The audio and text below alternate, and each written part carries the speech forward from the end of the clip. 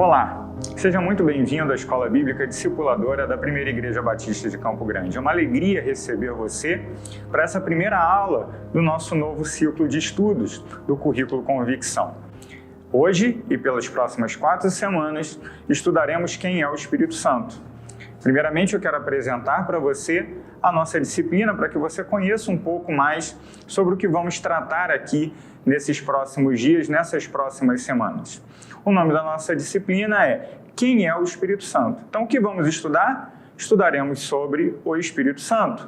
São estudos em pneumatologia. Pneumatologia, como veremos, é o nome que nós damos à doutrina sobre o Espírito Santo, sua pessoa, sua natureza, sua obra. Nossa ementa, portanto, é uma reflexão sobre a doutrina do Espírito Santo, abrangendo sua pessoa, sua natureza, incluindo sua existência e conhecimento, seus nomes e suas obras, e também nosso objetivo é compreender acerca do batismo espiritual, do selo espiritual e do eterno propósito de Deus através dos dons ministeriais concedidos à Igreja de Cristo. E nossos objetivos quais são? Nossos objetivos são que, ao final desse curso, o aluno seja capaz de compreender, vivenciar e transmitir, do ponto de vista teológico e bíblico, os conceitos nos quais se fundamentam os princípios doutrinários da Igreja cristã a respeito do Espírito Santo de Deus, bem como relatar a sua experiência na relação pessoal com a pessoa divina do Espírito Santo. Queremos que você não apenas conheça, mas também queremos que você se relacione com o Espírito de Deus, com o Santo Espírito de Deus, para que dessa maneira a sua vida espiritual cresça e você possa contribuir mais e mais no serviço cristão. Como será a nossa estrutura, o nosso roteiro aqui? Nosso roteiro será de 5 aulas, essa é a aula de número 1. O tema de hoje, cremos no Espírito Santo, faremos uma introdução ao tema, observando sobretudo aquilo que cremos, os nossos documentos de fé. Na aula de número 2, estudaremos sobre o Espírito de Deus, sua divindade e também quem ele é. Na aula de número 3, a obra do Espírito Santo como selo e penhor da nossa salvação. Na aula de número 4, veremos o Espírito que age no meio da igreja, que age em Cristo, que age na igreja, que age em cada um de nós e como devemos nos relacionar com ele. E na aula de número 5, estudaremos sobre o batismo e também os dons do Espírito. Muito bem, agora você já sabe como nós vamos trabalhar aqui nessas próximas semanas. Vamos estudar sobre o Espírito Santo, o nosso estudo de pneumatologia. Vamos seguir? Quem é o Espírito Santo, então? Começaremos a responder essa pergunta a partir de agora. O nosso ponto número 2 é o que cremos sobre o Espírito Santo. Eu quero começar lendo com você o texto de Atos, capítulo 2, dos versos 1 a 12. O texto está aí projetado na sua tela, você pode acompanhar e vamos todos ler então juntos. Mas nunca se esqueça de abrir a sua Bíblia e juntos acompanharmos a leitura da Palavra de Deus. Atos 2, de 1 a 12. E cumprindo-se o dia de Pentecostes, estavam todos concordemente no mesmo lugar. E de repente veio do céu um som, como de um vento veemente e impetuoso, e encheu toda a casa em que estavam assentados. E foram vistas por eles línguas repartidas como que de fogo, aos quais pousaram sobre cada um deles. E todos foram cheios do Espírito Santo e começaram a falar noutras línguas, conforme o Espírito Santo lhes concedia que falassem. E em Jerusalém estavam habitando judeus, homens religiosos de todas as nações que estão debaixo do céu. E quando aquele som ocorreu, ajuntou-se uma multidão e estava confusa, porque cada um os ouvia falar na sua própria língua.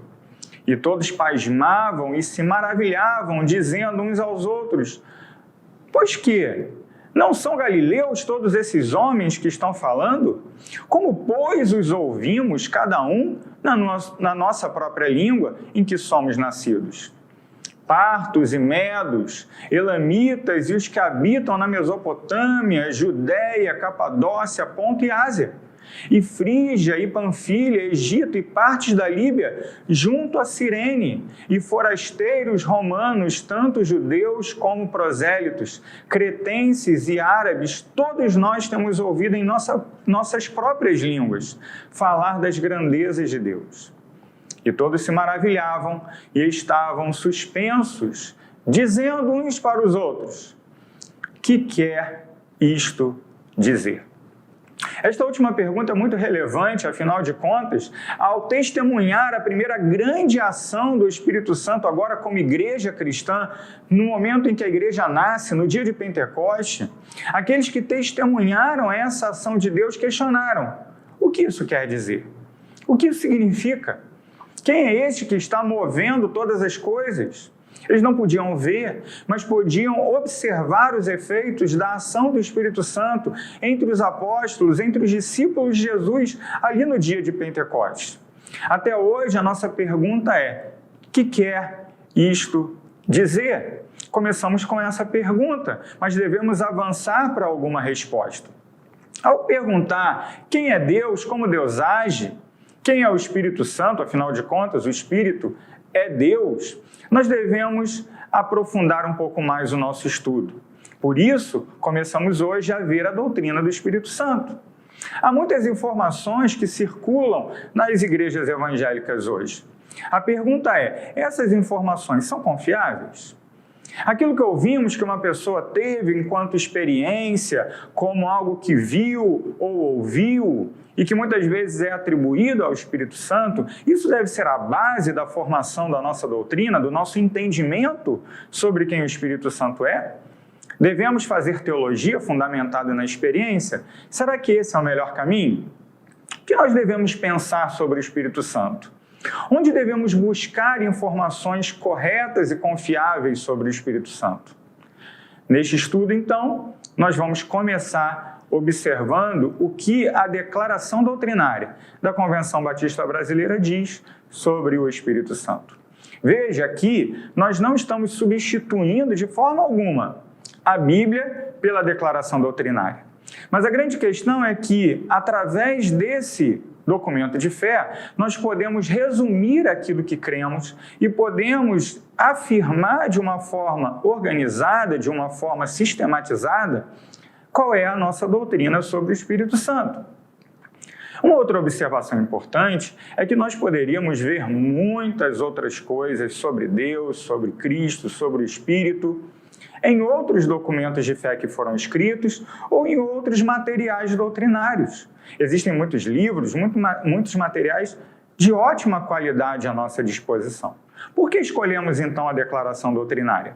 Porque a declaração doutrinária é reconhecida como fiel pela nossa igreja. E sendo reconhecida como uma expressão fiel da fé cristã, ela deve ser, então, observada e estudada. É claro que nós também respeitamos e muitas vezes concordamos com outros documentos, até mesmo de outras denominações. Não há nenhum problema com isso. Mais uma vez, não estamos afirmando que a declaração doutrinária é a palavra de Deus. Somente a Bíblia é a palavra de Deus. Mas queremos sim balizar tudo aquilo que faremos a partir de agora, nessas próximas semanas, a partir de algumas afirmações fundamentais. Por isso começaremos sobre o capítulo 2 da declaração, que trata sobre a doutrina de Deus, sobre quem Deus é. Não falaremos nesse primeiro momento somente sobre o Espírito, falaremos sobre Deus, mas também especificamente sobre Deus Pai, Filho e Espírito Santo. Vamos caminhar? O que a declaração fala sobre Deus? Deus, um único Deus vivo e verdadeiro, é Espírito pessoal, eterno, infinito e imutável. É onipotente, onisciente e onipresente. É perfeito em santidade, justiça, verdade e amor.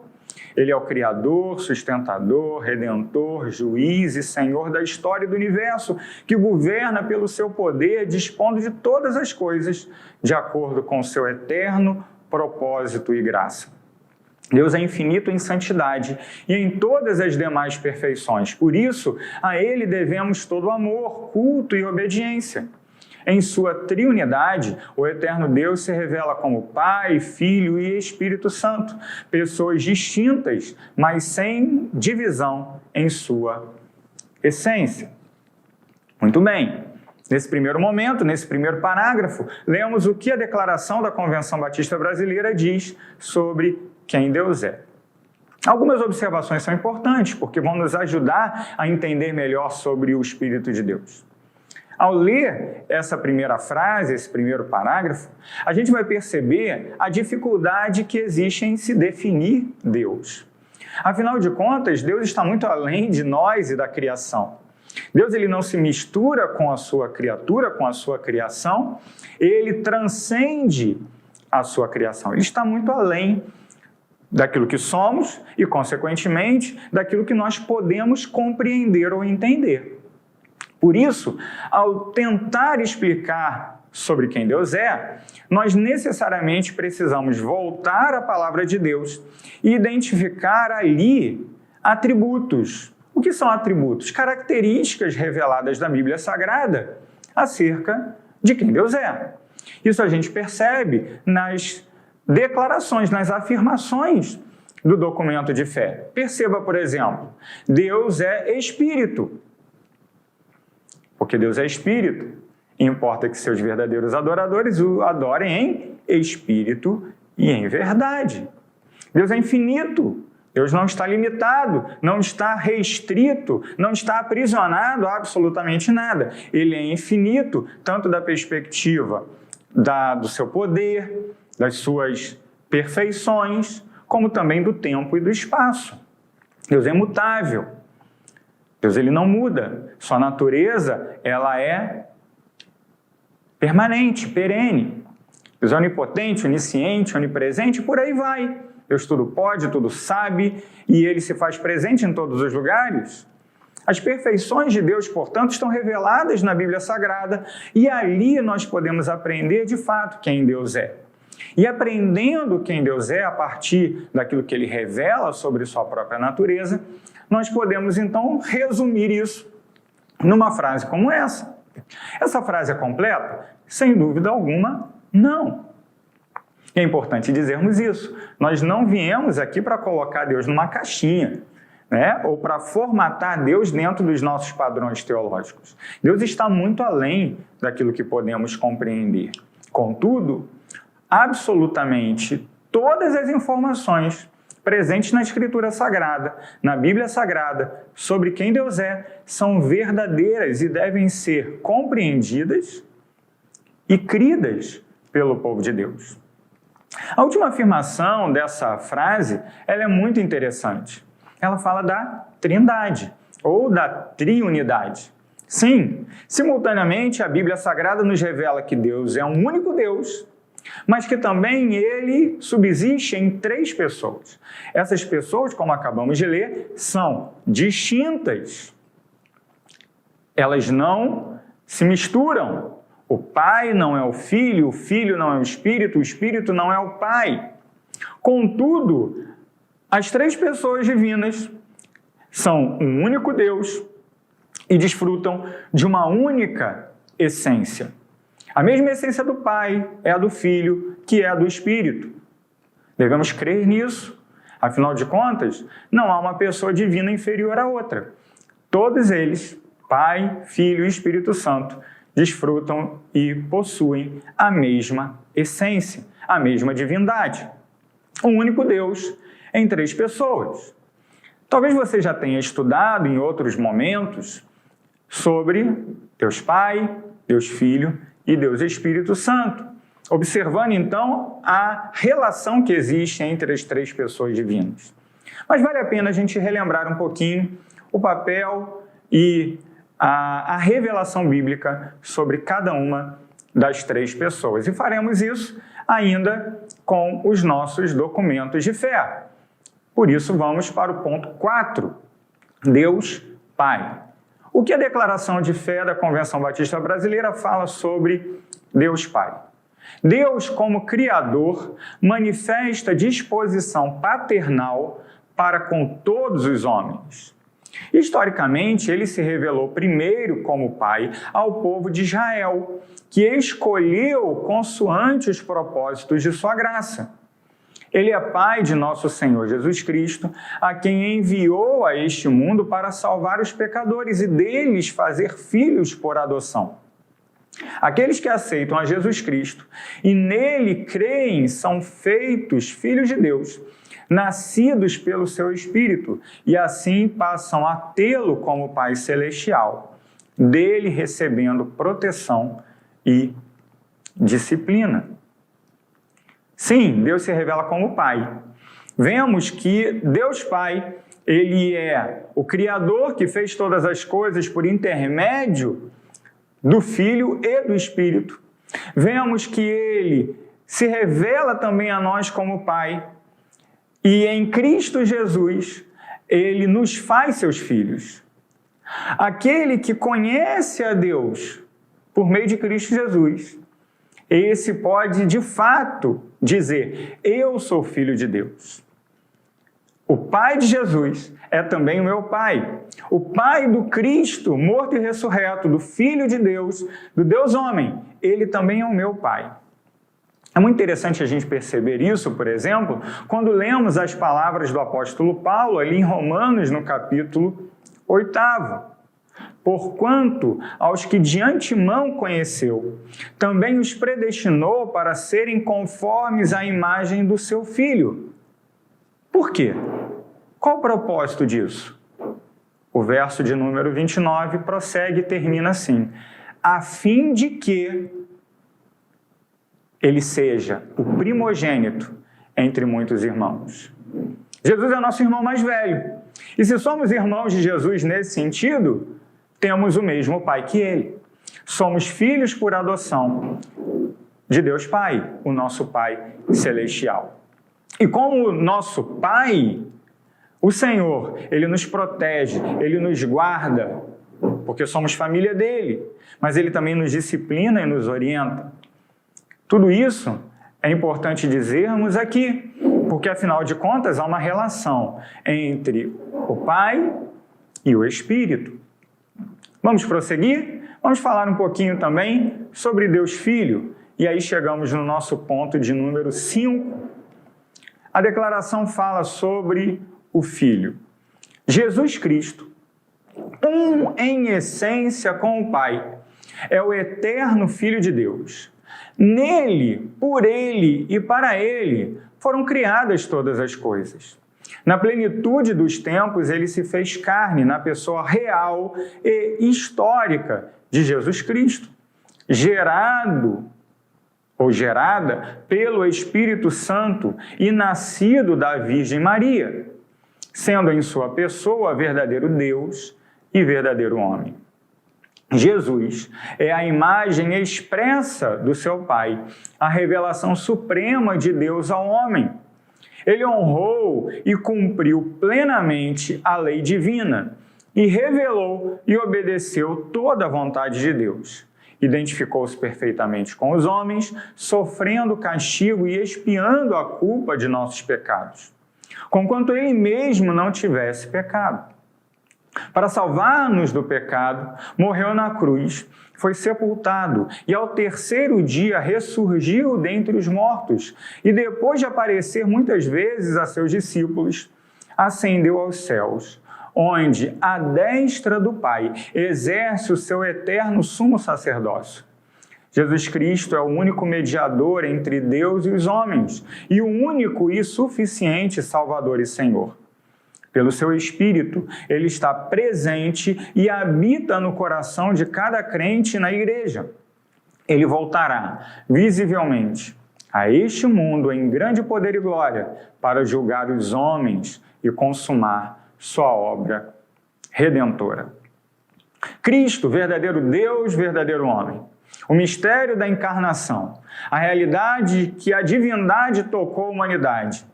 Ou como alguém já disse na história, em Cristo Jesus é como se o divino beijasse o humano. Em expressão de amor, em expressão de carinho e, sobretudo, em expressão de graça salvadora. Afinal de contas, estávamos mortos em nossos delitos e pecados. E somente Jesus Cristo, segunda pessoa da Trindade, o Filho de Deus, verdadeiro homem, aquele que jamais foi criado, aquele que jamais começou, mas jamais terminará. Cristo Jesus, ele é o nosso Salvador, o mediador, aquele que nos leva para o Pai, aquele que faz a nossa ponte para o Pai, que nos dá acesso ao Pai.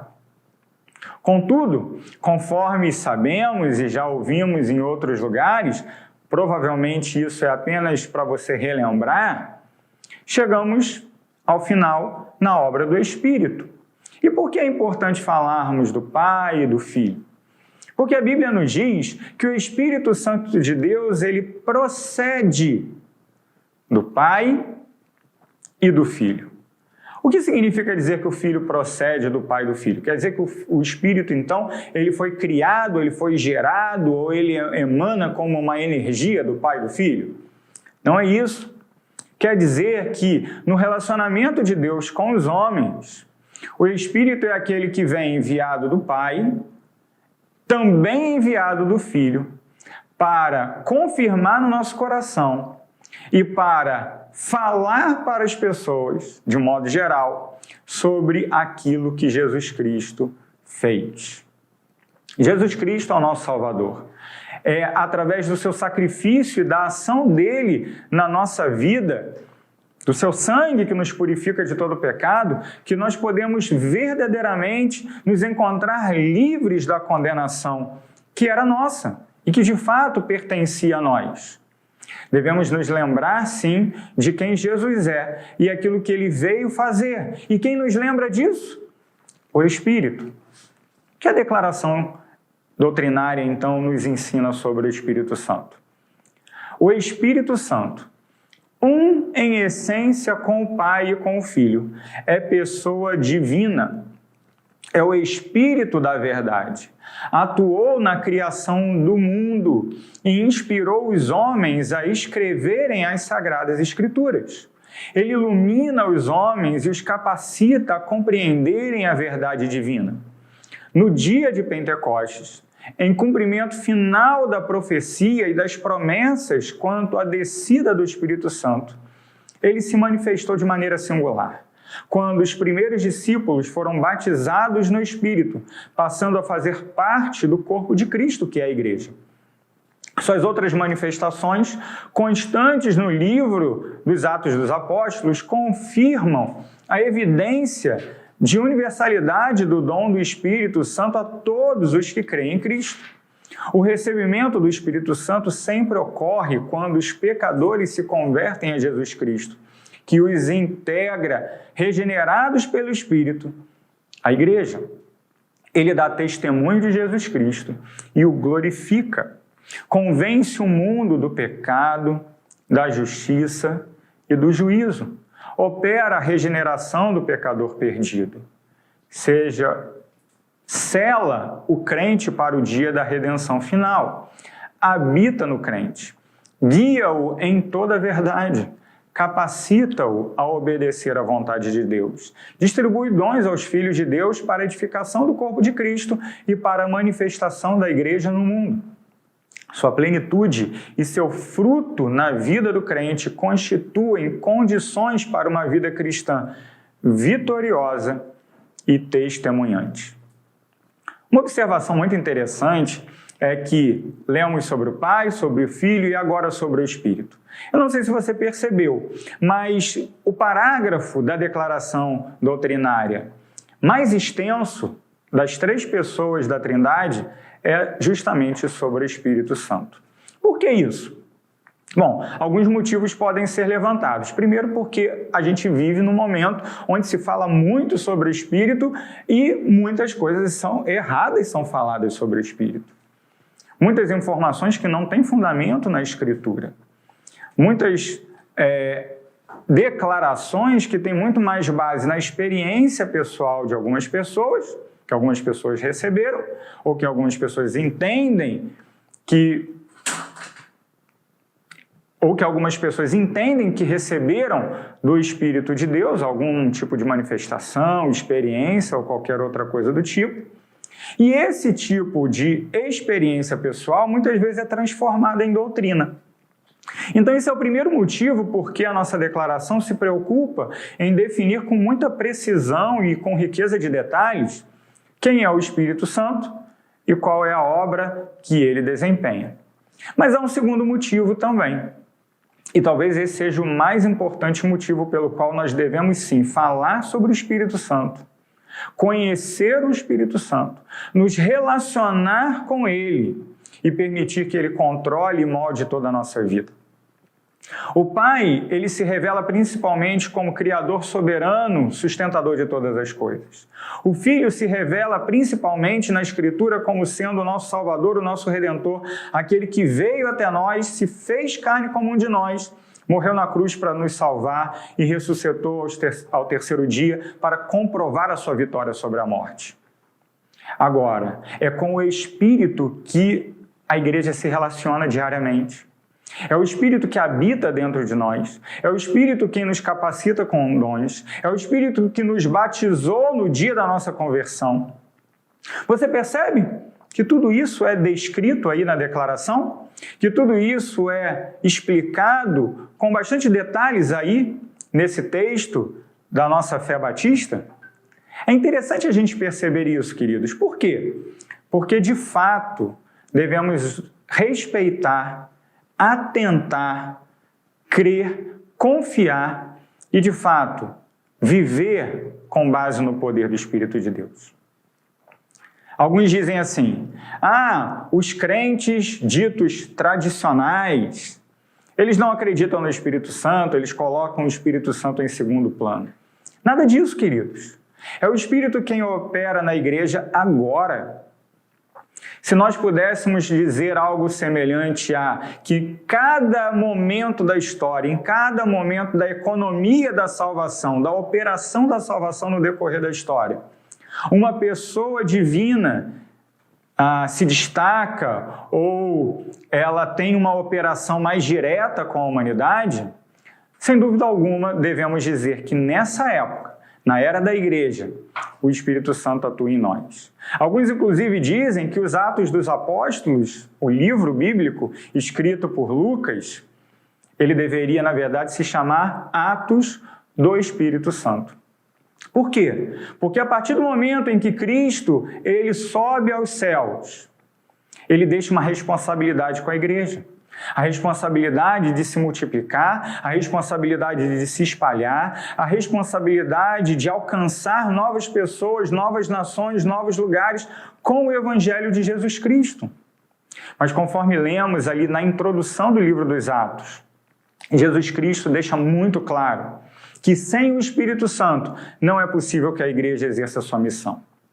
É o Espírito quem nos empodera, quem nos capacita para alcançarmos o perdido com o Evangelho de Jesus Cristo.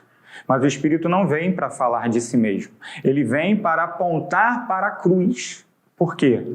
Porque através da cruz nós alcançamos, sim, a verdadeira comunhão com Deus e a verdadeira redenção das nossas almas.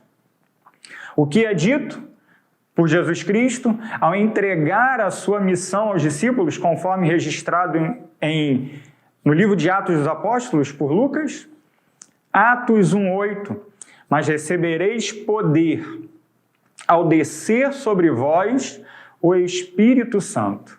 Perceba? Vocês vão receber poder. E Jesus continua, e sereis minhas testemunhas, tanto em Jerusalém, como em toda a Judéia, Samaria e até os confins da terra.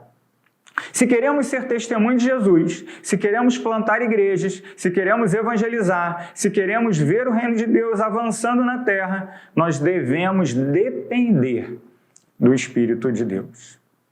Ele é verdadeiro Deus, terceira pessoa da Trindade, em nada inferior ao Pai e ao Filho. Ele deve ser adorado, celebrado, crido e, acima de tudo, ele deve ser aquele que nos impulsiona a viver uma verdadeira vida com Deus, a viver uma vida de intimidade com o Senhor e a executar a nossa missão no mundo.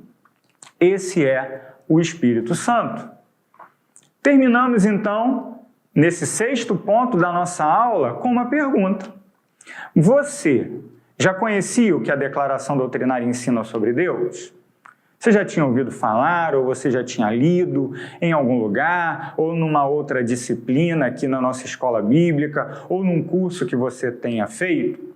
Você já conhecia essas afirmações? Se não, eu quero desafiar você a reler essas afirmações durante a semana. Você encontra isso em muitos lugares. Você pode assistir novamente essa aula pelo nosso canal do YouTube, ou você pode simplesmente procurar na internet. Nós temos aí isso disponível em muitos lugares. Releia esses trechos, medite neles, repense esses trechos. Se você quiser, lá na declaração doutrinária, você tem muitos textos bíblicos que fundamentam cada um desses pontos. São muitos mesmo, diversos textos. Abra sua Bíblia, leia essas passagens da Escritura para que você possa já se preparar para tudo aquilo que estamos estudando a partir de hoje e pelas próximas 4 semanas, mas, sobretudo, para que você possa aprofundar a sua fé, para que você possa ter uma compreensão verdadeiramente bíblica de quem é o Espírito Santo. Perceba que jamais falamos o que é o Espírito Santo. Sempre falamos quem é o Espírito Santo, porque ele é uma pessoa, a 3ª pessoa da Trindade. Se você já conhecia tudo aquilo que vimos até aqui, eu quero ainda assim desafiar você a reler todo esse material e fazer disso também a sua devoção, para que, conhecendo mais quem é o Espírito de Deus, você possa verdadeiramente adorá-lo, adorar ao Senhor, como aprendemos, em espírito e em verdade. Quem é o Espírito Santo? Começamos então essa jornada a partir de hoje.